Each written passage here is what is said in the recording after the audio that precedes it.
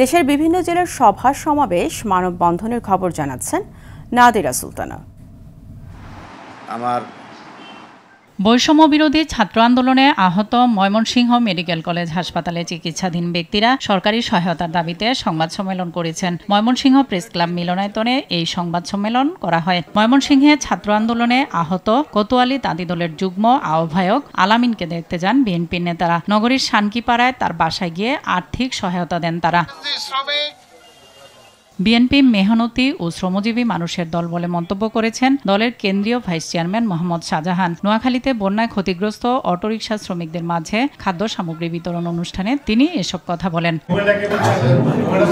কুমিল্লার বুড়িচং উপজেলা বিএনপি ও অঙ্গ সংগঠনের মতবিনিময় সভা অনুষ্ঠিত হয়েছে। দলীয় কার্যক্রমকে আরও শক্তিশালী ও গতিশীল করতে এই সভা করা হয়। বরিশালে যুবদল, স্বেচ্ছাসেবক দল, ছাত্র দলের সমন্বয়ে যৌথ কর্মী সভা অনুষ্ঠিত হয়েছে। শিল্পকলা একাডেমি মিলনায়তনে সাম্য ও মানবিক সমাজ বিনির্মাণে এই সভা হয়। বাংলাদেশে আসায় ২১টি দেশের সেনাবাহিনীর ৭৫ জন কর্মকর্তা সুন্দরবনের করমজল ভ্রমণ করেছেন। বুধবার তারা করমজলে আসেন। কুষ্টিয়ার মিরপুরে যাত্রীবাহী বাসে তল্লাশি চালিয়ে প্রায় ১০.৫ কোটি টাকা মূল্যের ভারতীয় এলএসডি উদ্ধার করেছে বিজিবি। কুষ্টিয়া ঈশ্বরদী মহাসড়কের গোবিন্দপুরে যাত্রীবাহী বাসে তল্লাশি চালিয়ে এই মাদক উদ্ধার করা হয়। যৌথ বাহিনীর অভিযানে ভোলায় বিপুল পরিমাণ মাদকসহ ৫ জনকে আটক করা হয়েছে। এ সময় ফেন্সিডিল, গাঁজা, ইয়াবার চালান জব্দ করা হয়। ১৩ অক্টোবর থেকে ৩ নভেম্বর পর্যন্ত মাইলিশ সংরক্ষণ অভিযান উপলক্ষে শরীয়তপুরের টাস্কফোর্স সভা অনুষ্ঠিত হয়েছে।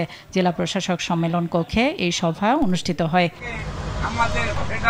রানা প্লাজার মালিক সোহেল রানার ফাঁসির দাবিতে সাভারে মানববন্ধন করেছে শ্রমিকরা। রানা প্লাজার সামনে জাতীয় গার্মেন্টস শ্রমিক ফেডারেশন এই কর্মসূচি পালন করে।